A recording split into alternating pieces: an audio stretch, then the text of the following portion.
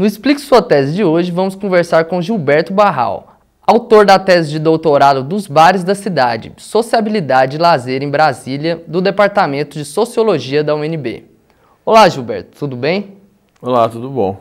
Então, Gilberto, o que te levou a começar essa pesquisa pelos bares de Brasília? Bem, essa pesquisa ela é um desdobramento da minha pesquisa de mestrado. Comecei para tese de doutorado, comecei a pesquisa por volta de 2006.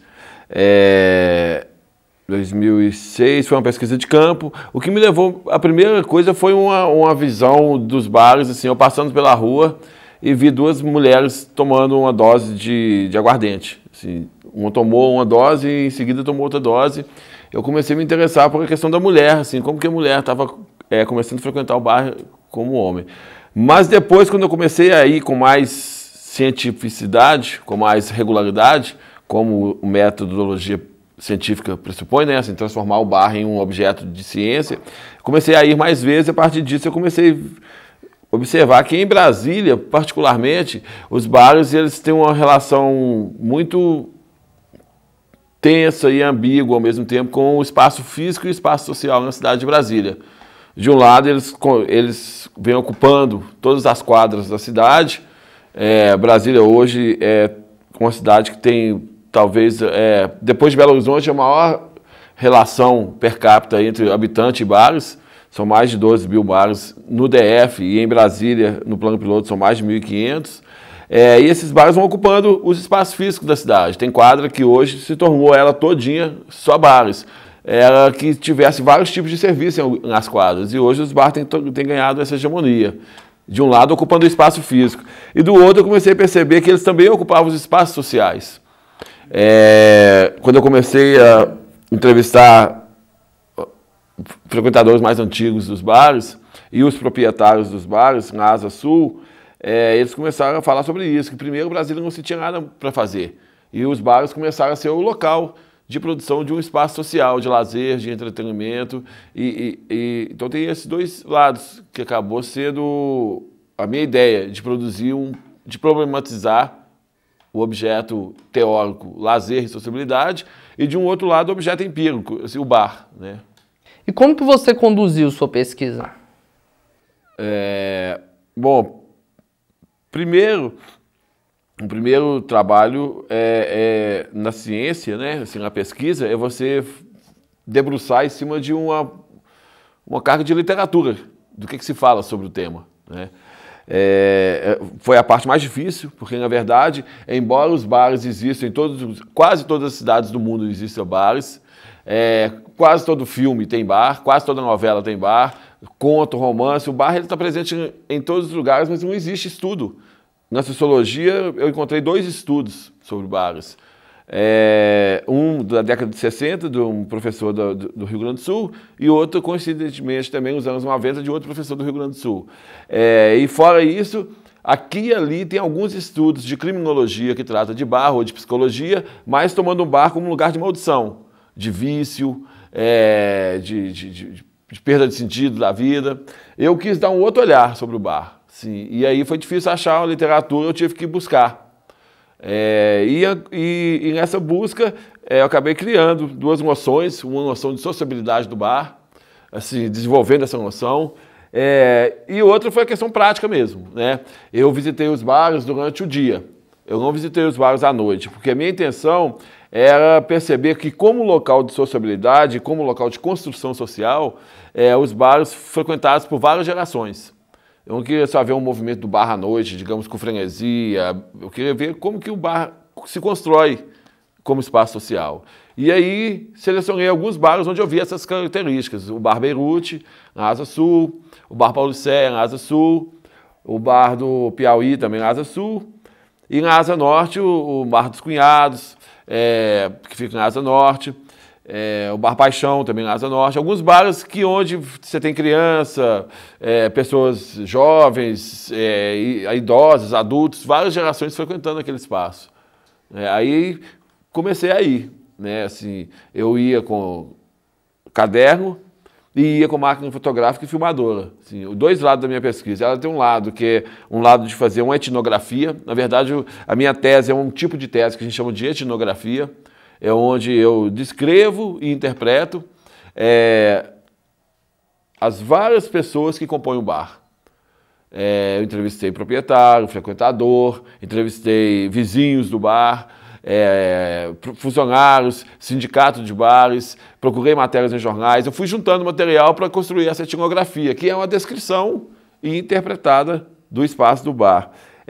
Eu ia com esse material, a tese ela trabalha a ideia de sociologia da imagem ou antropologia visual. A tese ela tem uma série de fotos, mais de 50 fotos, que foi feita por uma parceira de academia, que é a socióloga Maíra Zernum, e foi legal esse trabalho, porque eu, sociólogo, e ela, socióloga, a gente poder ter, não só fazer as fotos, como debater que tipo de fotos que seriam, como que a gente queria registrar. Retratar o bar. Isso, e como que a gente queria tratar, com esse olhar. Que foi tratar... então teve entrevista sistemática, de que eu ia com horário combinado comigo e com os frequentadores. Fiz vários vídeos com os frequentadores, tanto servindo como entrevista, mas também como servindo de registro, registro de comprovação, de comprovando o trabalho de campo, que é outra digamos, rubrica da cientificidade, e você também trazer esses dados, você provar que você está fazendo os dados. E também fiz visitas aleatórias. Assim, às vezes eu ia no bar para tomar uma cerveja, ou divertir, mas determinada coisa me chamava a atenção e eu tinha talvez que mudar o foco, não beber, estar atento para poder acompanhar o movimento e essa regularidade que deu esse caráter para o trabalho. No plano original da cidade do Lúcio Costa, ele estabeleceu o setor de diversões sul como um setor de sociabilidade, lazer, que seria aplicado aqui em Brasília, que hoje em dia é o CONIC. Hoje em dia a gente vê que o CONIC ele tem várias coisas juntas, assim, não só de sociabilidade e lazer, mas várias outras coisas. Como você analisa essa desconstrução da cidade, o espalhamento dos bares pelas asas? Então, é interessante essa sua pergunta, porque o plano original da cidade, talvez é o que eu discuto muito na tese, que o plano original da cidade, ele talvez fosse trazer muito mais morte do que vida para a cidade. Ele tinha um sentido mais de... Por exemplo, as ruas, elas iam ser feitas sem vitrines. O comércio ia ser voltado para o lado de dentro da quadra, e a rua era para passar só carro, carro de transporte de pessoas e de transporte de suprimento. Dá um sentido de uma cidade sem pessoas nas ruas. Sem gente, assim. Que é uma ideia... tem um autor norte-americano que defende muito isso, a Jane Jacobs. Ela tem um livro chamado Morte e Vida das Grandes Cidades, onde ela conta essa história de que como que a arquitetura pode matar uma cidade. E seria mais ou menos o caso de Brasília. Ou seja... o que os comerciantes fizeram, e foram os bares um dos iniciadores disso na 109 Sul. Os bares começaram a voltar, a abrir para o lado certo, que é o lado da rua, da onde tem o trânsito. E as pessoas começaram a transitar. Algumas fotos da época, de 60, mostram as ruas vazias. Não tinha gente. Depois, quando começa os bares e o comércio virar a vitrine para o lado da onde transita o carro, as pessoas também começaram a ocupar o lugar. Circular nas ruas. E onde seria o setor de diversão programado, na verdade, não tem diversão nenhuma. Se você passa nesse setor do CONIC, ele não tem, a iluminação à noite é precária, é uma área de risco, com um grande grau de violência urbana. É um setor que, na verdade, tem um tipo de diversão, que é a prostituição à noite, e o CONIC tem lojas comerciais durante o dia, transita um público jovem em virtude dos modelos de loja, mas os bares lá são bem diferentes também dos bares do plano. O bar do plano é frequentado por pessoas moradoras do plano ou moradoras do DF, mas em sua grande maioria de classe média,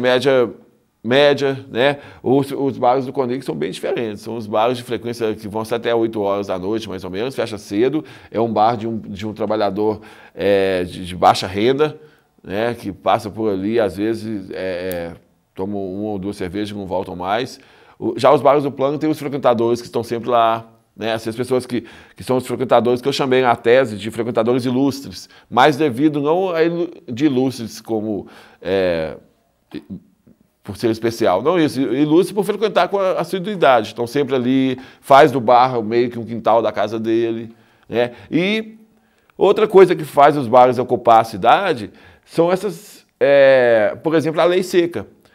A lei eu falei de 3 leis que são fundamentais para o bar em Brasília, que tem um certo problema com a cidade, né?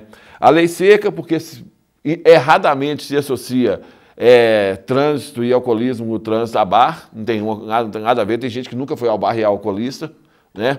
E trânsito também, não necessariamente o cara que bate um carro ou que atropela alguém, ele está bêbado, né? Pode acontecer, no caso do seu prefeito de Juízo, aconteceu um acidente, que é um acidente.